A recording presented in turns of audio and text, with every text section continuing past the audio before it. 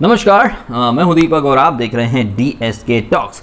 Big boss की press conference हो गई है। प्रेस कॉन्फ्रेंस जब होती है तो जनरली जर्नलिस्ट आते हैं और कंटेस्टेंट को ग्रिल करते हैं, उनके गुर्दे छिलते हैं। लेकिन अब सीन पलट चुका है। अब सीन इस कदर पलट चुका है कि पिछले सीजन में पुश करने वाला शुक्ला भी यहाँ पर प्रोमो में हमने देखा कैसे कह रहा है कि यहाँ बिग बॉस के घर में कोई किसी को कुछ नहीं कर सकता, कोई किसी को मार नहीं सकता। वाह, सीन एक्चुअली में पलट गया है और सीन इस कदर पलटा है कि वो पत्रकार जो कंटेस्टेंट के गुर्दे छिलते थे, आज अली ने इतनी बड़ी पर्ची लेके आओ, लिस्ट लेके आओ, या फिर एजाज किस कदर गुर्दे छील दिए हैं एजाज ने और अली ने पत्रकारों के। पत्रकार भी सोच रहे होंगे कि मैं बीप था जो यहाँ आया। ये एक्चुअली में दो चार को छोड़कर सारे ही सस्ते पत्रकार इनफैक्ट पीआर लग रहे थे और पीआर में सबसे आगे तो बैठी थी डायनासोर, दो कुर्सी पर फालूदा आंटी हैं। पूरा तो लगा ले पाउडर लिपस्टिक, जिला टॉप लागे लू। जिला भी इतना बड़ा कि दो दो कुर्सियां लग गई जिले को संभालने में और सबसे आगे बैठ गई फालूदा आंटी उर्फ रुबीना के पीआर। अब देखिए, ये महिला जो है फीफा फूज वाली सरिता, ये ओपनली रुबीना को सपोर्ट करती हैं। तो क्या गारंटी है कि जितने पत्रकार आए थे वो किसी के पीआर नहीं थे ना? मुझे तो बहुत ज़्यादा डाउट है कि पत्रकार के नाम पर ये लोग पीआर्स को बुला लेते हैं और अपने अपने फेवरेट के कन्वीनियंस के हिसाब से ये लोग सवाल जवाब करते हैं। जैसे कि ये सरिता ने सवाल पूछा कि राहुल, आप तो रुबीना एयरलाइंस में चढ़ पड़े। रुबीना एयरलाइंस में तो आप चढ़ी हो मैडम, जो जगह जगह रुक के सिर्फ रुबीना का नाम का प्रसाद बांटती है। राहुल ने अच्छा जवाब दिया था कि जब एयरलाइंस ही सस्ती है तो फिर कोई भी उसमें चढ़ेगा ही ना। और ये जो एक पत्रकार ने पूछा कि राहुल, आपका तो कोई गेम नहीं, आप तो सिर्फ झगड़े में देखते हो। तो ये पत्रकार भी बेवकूफ़ थी। झगड़ा होता तो दो लोगों का होता है, ठीक है। अब राहुल दीवार से जाके लड़ेगा तो राहुल और दीवार देखेगी। अगर राहुल रुबीना से लड़ रहा है और रुबीना 15 मिनट सोच के फिर आके जवाब देती है तो रुबीना भी तो वही कर रही है। एक पत्रकार ने पूछा और उसके जवाब में रुबीना ने कहा कि राहुल का कोई अस्तित्व नहीं है अली के बिना। और ये बात कर रही थी वो रुबीना जिसका अस्तित्व ही नहीं है शो में उसके पति के बिना। उसके पति के साथ आई, पति के साथ खाती है, रोती है, उठती है, बैठती है, पति के साथ ही चुगल चोटी करती है। और वो कह रही है कि अली के बिना राहुल का अस्तित्व नहीं है। तो अली तो आया था 50 दिन बाद, तब तक राहुल का अस्तित्व कहाँ था?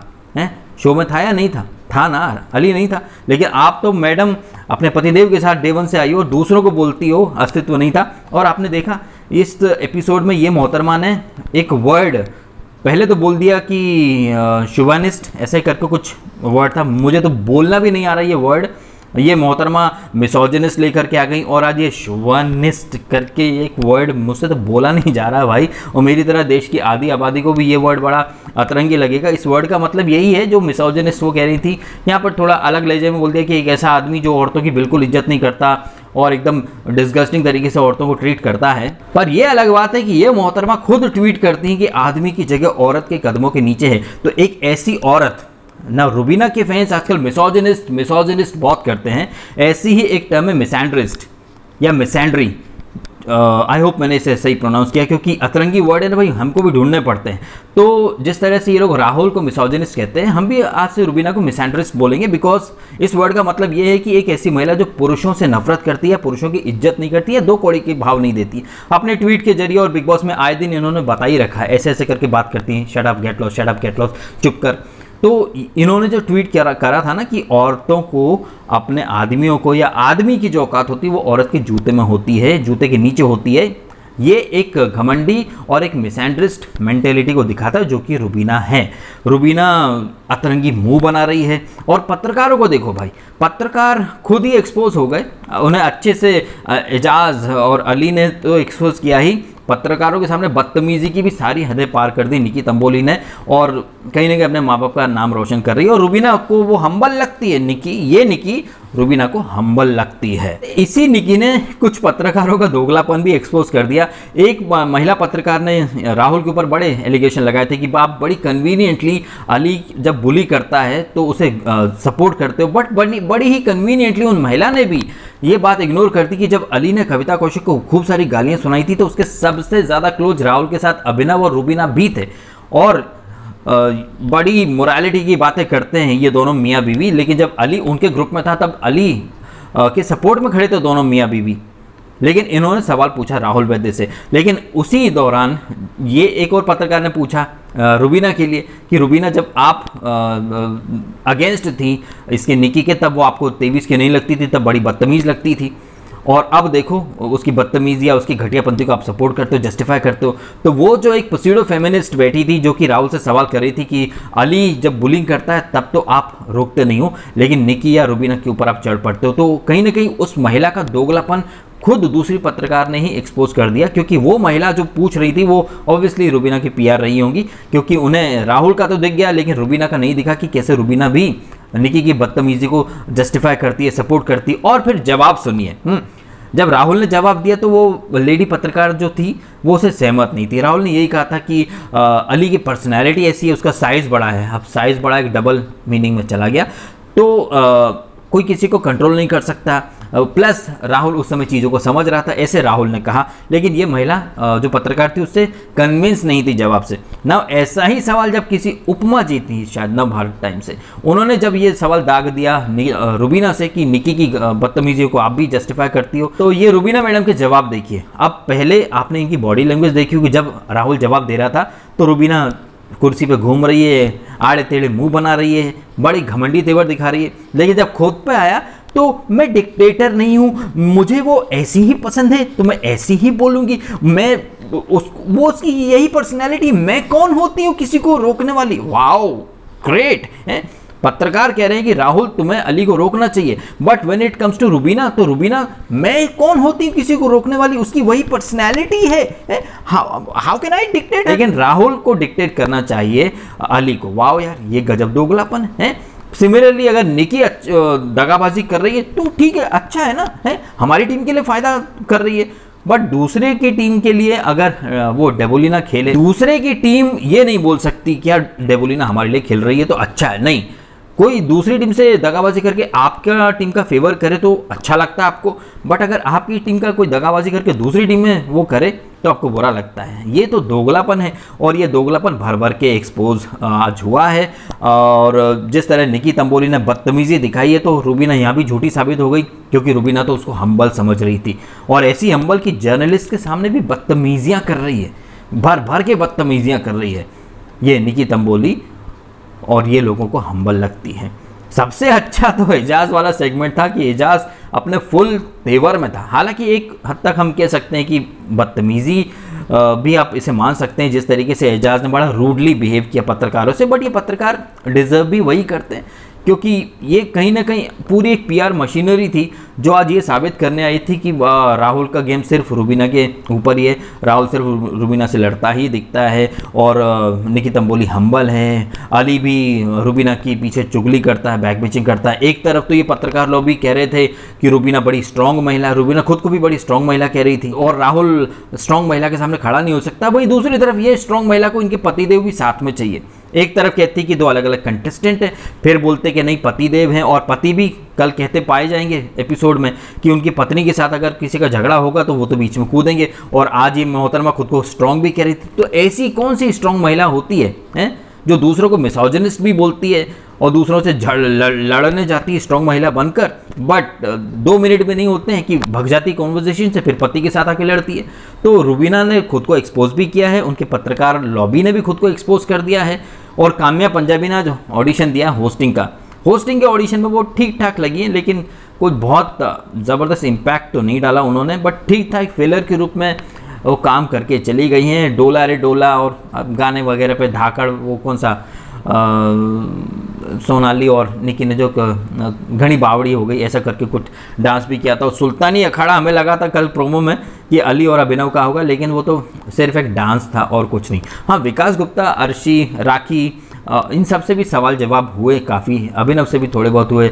डेबोलिना के तो ऐसे गुर्दे चल रहे, बहुत हाइपर हो जाती है डेबोलिना। निकी को उसी के अंदाज में जवाब देना चाहती, बट बहुत ज़्यादा कैरिड अवे हो जाती। इतना होना नहीं चाहिए, अभी तो आई हो, इतना भी कैरिड अवे मत हो कि सीधा बाहर निकल के चली जाओ। और तुम्हारे समझाने से निकी नहीं समझने वाली, पत्रकार सलमान सब समझा चुके हैं, ये निकी का मैन्युफैक्चरिंग फॉल्ट है और वो ऐसे नहीं होगा दूर।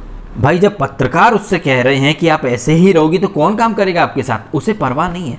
ये एक ऐसा शो है जहाँ ट्रॉफी तो किसी एक को मिलने वाली है, आप कुछ ऐसा तो करो कि आपको काम मिले। अदरवाइज आप देखो सुरभि राणा वो या वो मिस न्यूलीन कहाँ बैठी हैं, 1 साल के फेम में लोग बुला लेते हैं इवेंट के लिए, या फिर किसी कल्लू नाई का या फिर पनवाड़ी की पान का वो दुकान का फीता काटने के लिए। उसके बाद कोई नहीं पूछता कहाँ है सुरभि रैना। उस टाइम तो मम्मा का सिर बच्चा, सिर बच्चा।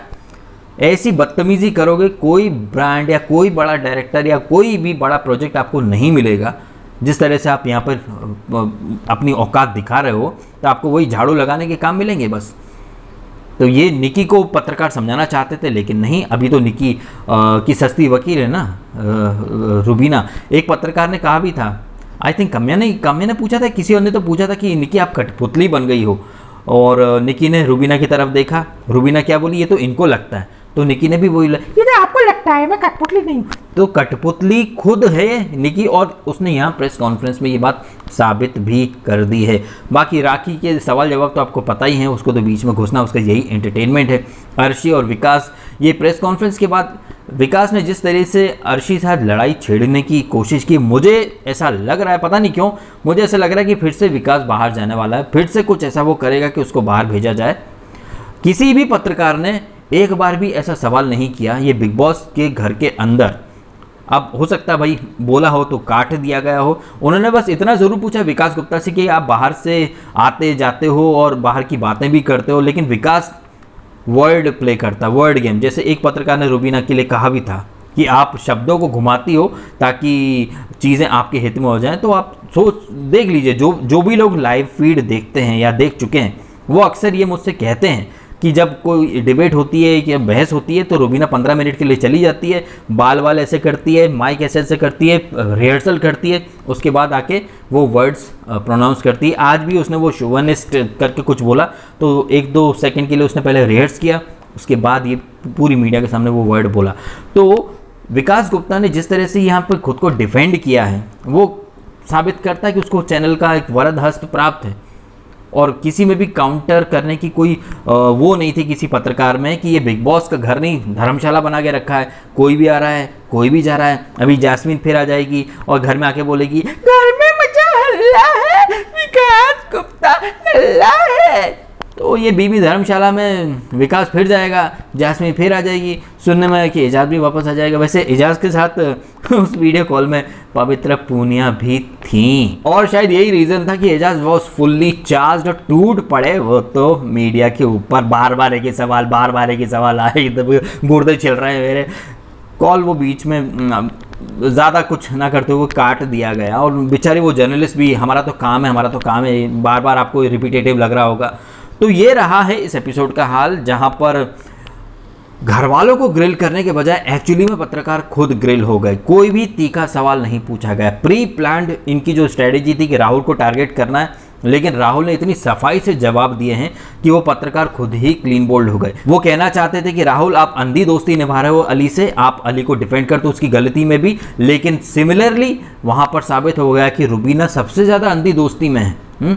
और ये साबित खुद पत्रकारों ने ही पत्रकारों को एक्सपोज कर दिया कि देखो कौन कितना बिग बॉस देख रहा है, कौन कितना बिग बॉस फॉलो कर रहा है। ओवरऑल एक जो बॉटम लाइन निकल के इस एपिसोड में आई है, मैं समझ रहा हूँ कि यहाँ मेकर्स एक नैरेटिव स्टार्ट करना चाहते थे जो कि प्सूडो फेमिनिज्म हम कह सकते हैं। औरत करे तो सही, मर्द करे तो गलत है। अक्सर हम बिग बॉस में सीजन 12 में भी सलमान ने ये बात कही थी कि यहाँ लड़का लड़की नहीं होता है, यहाँ पर कंटेस्टेंट होता है। अगर आप कंटेस्टेंट बन के आए हो तो ये महिला और पुरुष का चोला बाहर रखो। ऑब्वियसली पता है कि एक लड़की में स्ट्रेंथ कम होगी, लेकिन एट द सेम टाइम आपने ये साइन अप किया है बिग बॉस में आने के लिए। आप ऑलरेडी पहले से आपको पता था कि यहाँ पर फिजिकल टास्क होते हैं, तो ये वुमन कार्ड वगैरह नहीं खेला जाना चाहिए। बट यहाँ पर ये पत्रकार सिर्फ एक वुमन कार्ड ही खेलना चाहते थे। ये कहीं ना कहीं यहाँ पर एक जेंडर इनइक्वालिटी को बढ़ावा देना चाहते थे ये लोग, कि अगर रुबीना अंधी दोस्ती निभा रही है तो ठीक है, बट राहुल को वो चीज़ नहीं करनी चाहिए है। रुबीना के साथ अगर वो निकी है वो भले ही गलत है तो वो हम्बल है, बट अगर राहुल अली के साथ है और अली थोड़ा सा खौफ पैदा करता है तो वो बुली है। ये एक नैरेटिव स्टार्ट किया जा रहा था, जबकि बुली तो निकी तंबोली भी है। वो तो ज़बरदस्ती में लोगों को उंगली करती है, पोक करती है, पीठ पीछे चुगलियाँ करती है, लेकिन वो हम्बल लगती है।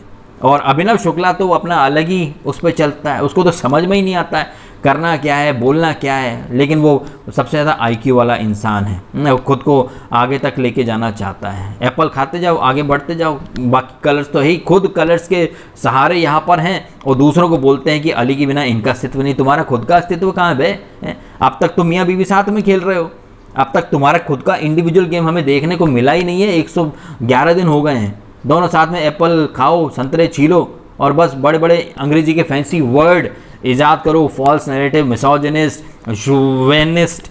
हमसे तो वर्ड निकलते नहीं, हम हिंदी मीडियम में पढ़े हैं भाई हम लोग। इनके पिता साहित्यकार थे हिंदी के, लेकिन बच्चों को अंग्रेज़ी में पढ़ाया भाई, गजब है। और यहाँ अंग्रेज़ी में ये लोग बोलते रहते हैं। और बिग बॉस को देखो, हिंदी शो है, कोई और अगर अंग्रेज़ी बोल दे तो उसे दंड देते हैं, लेकिन इन्हें दंड नहीं मिल सकता। तो भैया ये है आज के एपिसोड का रिव्यू, जहां पर रुबीना ने अपना घमंडी एटीट्यूड के साथ साथ अतरंगी चेहरे भी दिखाए, ऐसे रिएक्ट कर रही थी जैसे कहीं की महारानी हो। एजाज ने अगर कुछ बोला कि कलर्स फेसेस को प्रमोशन मिल रहा है, ऑब्वियसली मिल रहा है, तुम उसकी जीती जागती मिसाल उसके ऊपर ऐसे अफलातूनी मुंह बनाना है, गजब। कितनी एक्टिंग कर रही है, तुमको डेफिनेटली क्रिएटिव टीम ने कैरेक्टर दिया निभाने को, जो कि तुम निभा रही हो। तुम्हारी पोल खुल रही तो मुंह बना रही अतरंगी, कहीं ना कहीं खुद को एक्सपोज कर दिया। फीफा पूज या जितने भी पत्रकार आए थे उन्होंने भी साबित कर दिया कि वो शो को सिर्फ वन साइडेड नज़रिए से ही देख रहे हैं। उन्हें रुबीना पाक साफ लग रही है, राहुल गलत लग रहा है। लेकिन कुछ एक पत्रकार होंगे, शायद 2-4 अच्छे पत्रकार, जिन्होंने कहीं ना कहीं रुबीना का ही भांडा फोड़ दिया कि किस कदर वो भी अंधी भक्ति, अंधी दोस्ती कर रही है। एक तरफ स्ट्रॉन्ग वुमन भी बनती, दूसरी तरफ पतिदेव भी चाहिए साथ में लड़ने के लिए, फिर बोलते हैं कि अली के बगैर राहुल का अस्तित्व नहीं है।